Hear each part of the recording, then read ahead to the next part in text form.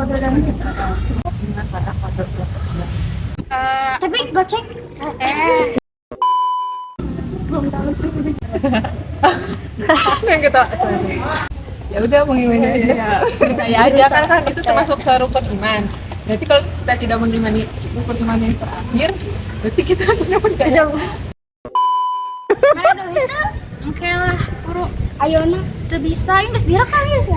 Iya tinggal di dia mah. Kamar gede duit nyangges gampang. Assalamualaikum warahmatullahi wabarakatuh. Halo teman-teman yang dirahmati Allah, kami dari Kelompok 7 akan melakukan sosial eksperimen mengenai Kodo dan Kodar. lalu selanjutnya bagaimana? Langsung ikutin aja ya. Cekidot. Kakak tahu nggak tentang rukun iman? Untuk rukun iman yang keenam, rukun iman itu yang tadi itu kan? Ya. Nah, kalau untuk yang keenamnya kakak tahu nggak? Malah itu ya kode dan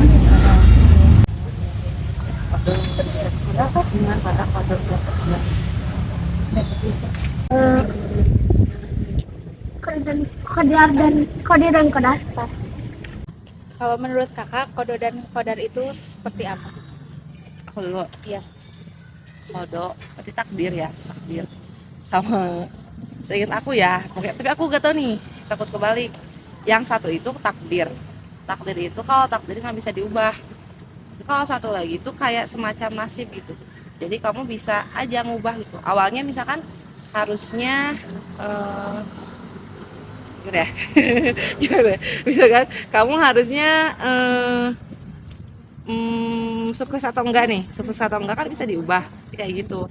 Kalau misalkan kodar ya, kalau nggak salah, kalau kodar takdir itu nggak bisa diubah. Cuma bagi aku, menurutku kayak kematian kan takdir ya, pasti kalau kamu mau meninggoy pasti meninggoy gitu, gak mungkin enggak gitu ya. Cuma yang ngebedainnya jalan kamu menuju takdir itu. Misalkan Allah itu nakdirin aku besok nih meninggoynya, misalnya besok jam segini, jam 12 pas harus meninggoy ya, pasti bakal meninggoy jam segitu gitu ya kan. Cuma caranya yang beda-beda tuh. Beda tuh caranya. Bisa aja kalau misalkan amalan aku baik, meninggalnya baik gitu ya, sambil lagi sholat kita amin ya Allah. Atau kalau misalkan buruk nih, sekarang lagi maksiat gitu sih. Menurut apa? Sama dulu, aku dulu. Yang kita ya kalau menurut aku kurang lebih bisa banget, kurang lebih sama gitu kayak teman aku yang baru tadi jelasin. Kalau misalkan aku tuh takut kebalik ya, kalau misalkan kayak contohnya tuh kayak apa sih, jodoh. Nah itu tuh jodoh tuh kayak udah, maksudnya tuh apa sih, kode apa kode? Kode boleh nambahin nggak? Boleh Kode ya. ya. Kalau nggak salah ya, kalau salah tolong dikoreksi ya. Setahu aku kalau kode itu kalau nggak salah itu ketetapan dari Allah yang sudah tidak bisa diganggu gugat lagi gitu. Kayak contohnya ya kalau jodoh maksudnya kayaknya ke kodar deh ya. Karena ya betul. Nah, kayaknya contohnya kayak kematian, terus kelahiran dan lain-lain gitu. Nah kalau kodar menurut aku adalah ketetapan yang diberikan oleh Allah kepada kita, tetapi masih bisa dirubah gitu dengan cara kitanya berikhtiar gitu. Contohnya kayak pemberian jodoh dan rezeki gitu.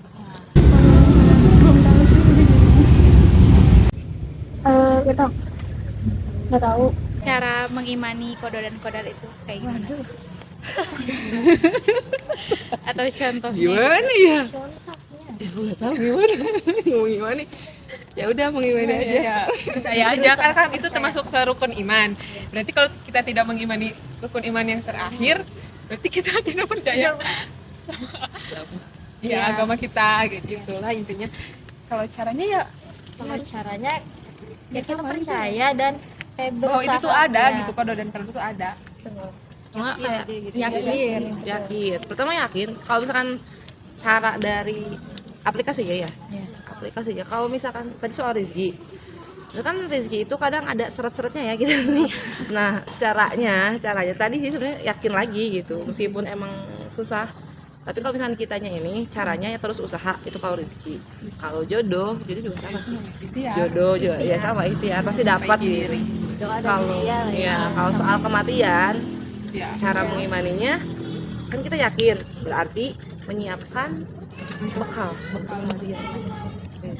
Untuk aku mungkin udah terbiasa lihat dari kehidupan orang juga ya, kalau takdir itu kayak gimana sih, dan udah ngeliat dari alam juga, oh ini takdirnya berarti emang kayak gini gitu. Kali ini kalau menurut kita takdir yang bisa dikenal itu kayak gimana? Kayak dikasih pilihan gitu. Kalau misalkan harus berbuat jahat atau baik, nah itu kalau aku jadi yang baik berarti takdirnya bakal begini, kalau jahat kan kayak gimana percayaannya? Nggak tahu. Qada dan qadar adalah ketetapan yang sudah Allah berikan kepada setiap umatnya di muka bumi ini. Terkait dengan qadar, secara bahasa artinya ketetapan atau ukuran.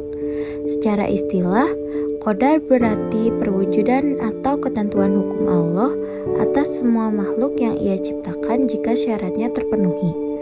Qadar memiliki sifat yang lebih spesifik ketimbang qada. Maksudnya, terjadinya qadar dapat didasarkan pada ikhtiar dan doa seseorang. Qadar sama artinya dengan takdir. Takdir sendiri terbagi menjadi dua, yaitu takdir mubram dan takdir mualak. Takdir mubram merupakan takdir dan ketetapan Allah Subhanahu wa Ta'ala yang tidak dapat diubah oleh siapapun. Sebagai contoh, setiap makhluk pasti akan mengalami mati. Ketetapan itu termasuk takdir mubram.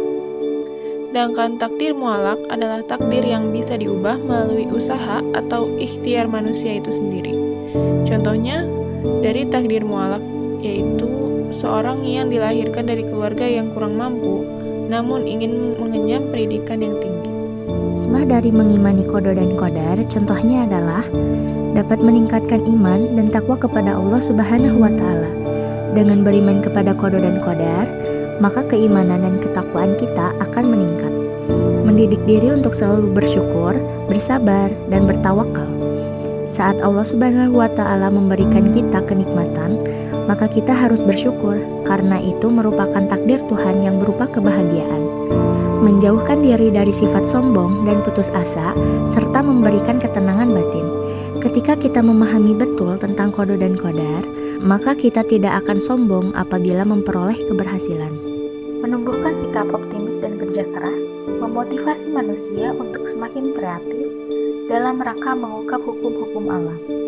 Selain itu, mempercayai qada dan qadar sudah tercantum dalam Al-Quran, seperti di dalam Quran Surat Al-Ahzab ayat 36, yang artinya, dan tidaklah patut bagi laki-laki yang mukmin dan tidak pula bagi perempuan yang mukmin apabila Allah dan Rasul-Nya telah menetapkan suatu ketetapan, akan ada bagi mereka pilihan yang lain tentang urusan mereka.